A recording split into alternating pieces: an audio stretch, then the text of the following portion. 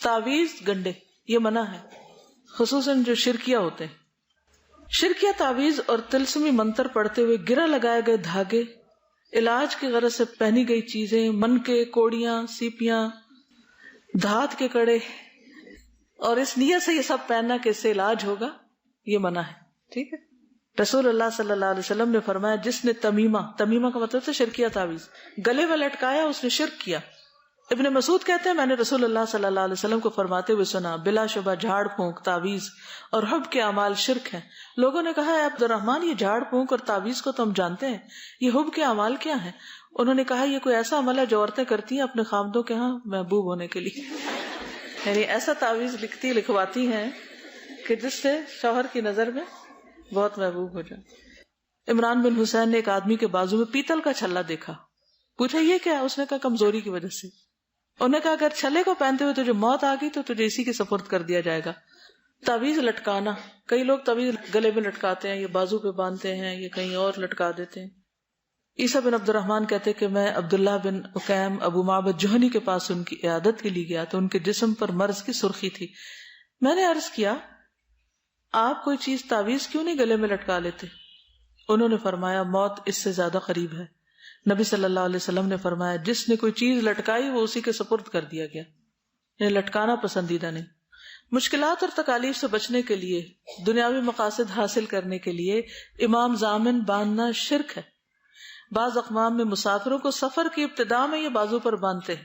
کوئی سفر پہ جا رہا ہو تو کہتے ہیں امام ضامن باندھ لو، جبکہ مسلمانوں کو ایسے مواقع کے لیے مسنون دعائیں سکھائی گئی. آتی ہیں سفر کی دعائیں.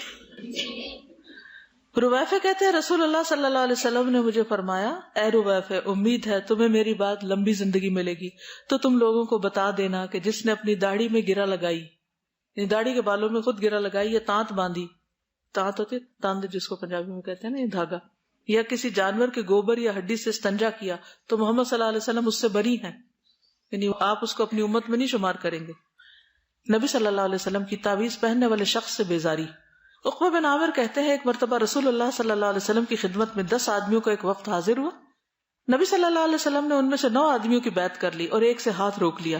انہوں نے پوچھا یا رسول اللہ آپ نے 9 سے بیعت کی ہے اور اس شخص کو چھوڑ دیا؟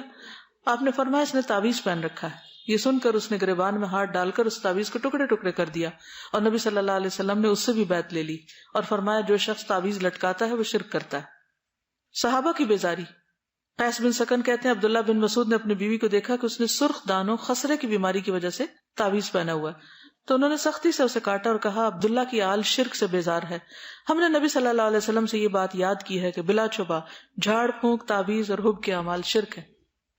ابن مسعود کی بیوی زینب فرماتی ہے ہمارے یہاں ایک بڑھیا آیا کرتی تھی، وہ سرخ دانوں کی بیماری کا دم کرتی تھی اور ہمارے پاس لمبے پایوں والی ایک چارپائی تھی. عبداللہ جب گھر میں داخل ہوتے پہلے کھانستے آواز دیتے پھر اندر آتے. ایک دن وہ تشریف لائے، جب اس بڑھیا نے ان کی آواز سنی تو چھپ گئی.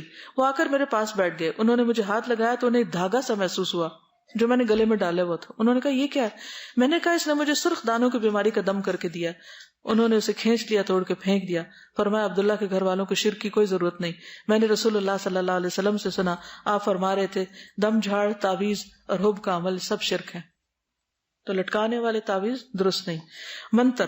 جابر بن عبداللہ سے روایت ہے کہ رسول اللہ صلی اللہ علیہ وسلم سے نشرہ کے بارے میں دریافت کیا گیا. فرمایا یہ شیطانی عمل ہے. نشرہ کیا ہوتا ہے؟ جن جادو اتارنے کے لیے شرکی اور جاہلانہ منتر پڑھنا، یعنی جھاڑنا.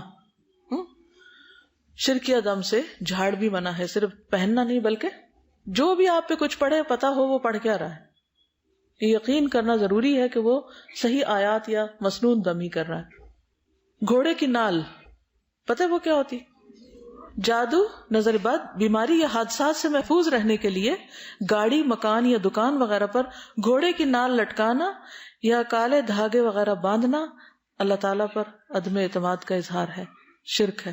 اس کی بجائے اللہ کی پناہ اور حفاظت طلب کرنے والی دعائیں پڑھنی چاہیے. اب آپ دیکھیے کہ پیچھے جتنے بھی دم کے طریقے مسنون ہیں جب آپ کو پتا ہوں گے تو اس کے علاوہ باقی سب آؤٹ کر دیں. ٹھیک. عبداللہ بن مسعود کہتے ہیں میں نے رسول اللہ صلی اللہ علیہ وسلم کو فرماتے ہوئے سنا دم، جھاڑ، گنڈے، منکے، جادو کی چیزیں یا تحریریں شرک ہیں. ان کی اہلیہ نے کہا آپ یہ کیوں کر کہتے ہیں؟ اللہ کی قسم میری آنکھ درد کی وجہ سے گویا نکلی جاتی تھی تو میں فلاں یہودی کے پاس گئی، اس نے مجھے دم کیا. جب وہ دم کرتا تھا تو میرا درد رک جاتا. عبداللہ رضی اللہ عنہ نے کہا یہ شیطان کی کارستانی ہوتی تھی. وہ تمہاری آنکھ میں اپنی انگلی مارتا تھا، جب وہ یہودی دم کرتا تو شیطان باز آ جاتا. یعنی شیطان، جسے اس دن بھی بتایا تھا نا، بعض اوقات ایک دم سوئی چبھتی ہے جسم میں، تو شیطانی کچوکا بھی ہوتا ہے. حالانکہ تمہیں یہی کچھ کہنا تھا جیسا کہ رسول اللہ صلی اللہ علیہ وسلم کہا کرتے تھے، اذهب البأس رب الناس واشف انت الشافی لا شفا الا شفاؤک اشف شفاء لا یغادر سقما. بس اتنا ہی کہہ دیتی، کسی کے پاس جانے کی کیا ضرورت تھی. پیدائشی پتھر، مختلف پتھروں کو اپنی تاریخ پیدائش سے منسوب کر کے انہیں بیماریوں کے علاج اور اچھے شگون کے طور پر انگوٹھی میں ڈال کر جڑوا کے پہننا بھی سنت سے ثابت نہیں. یہ چیزیں بھی، کیونکہ پتھر میں کیا رکھا ہے، یعنی کئی لوگ پتھروں کے مختلف ناموں کو ڈیٹ آف برتھ کے ساتھ میچ کرتے ہیں. اس سٹار کے ساتھ یہ پتھر میچ کرتے ہیں، منحوس ہے یہ، اس کے لیے ایسا اور ویسا. کچھ ستاروں کے ساتھ کرتے رہتے ہیں. تو یہ سب شرک کی قسمیں، شرک اصغر ہے. ربیہ کہتے ہیں کہ عمر رضی اللہ عنہ حجر اسود کے پاس آئے، اسے بوسہ دیا اور فرمایا میں خوب جانتا ہوں تو صرف ایک پتھر ہے، نہ کسی کو نقصان پہنچا سکتا نہ نفع. تو اس سے کیا دلیل ملتی ہے کہ کوئی پتھر کسی کو نہ فائدہ دے سکتا ہے اور نہ نقصان. اگر میں نبی صلی اللہ علیہ وسلم کو تجھے بوسہ دیتے ہوئے نہ دیکھتا تو میں تمہیں کبھی بوسہ نہ دیتا. رسول اللہ صلی اللہ علیہ وسلم نے فرمایا جس نے برا شگون لیا یا اس کے لیے برا شگون لیا گیا، جس نے کہانت کی یا اس کے لیے کہانت دی گئی، جس نے جادو کیا یا اس کے لیے جادو کیا گیا، وہ ہم میں سے نہیں. ٹھیک ہے، یعنی خود کرنا یا کسی کے لیے کرنا یا جس کے لیے کیا جائے وہ سب اس میں آ جاتے ہیں. نبی صلی اللہ علیہ وسلم نے فرمایا میری امت کے 70,000 لوگ بلا حساب جنت میں جائیں گے. یہ وہ لوگ ہوں گے جو جھاڑ پھونک نہیں کراتے، نہ شگون لیتے اور اپنے رب پر بھروسہ کرتے ہیں.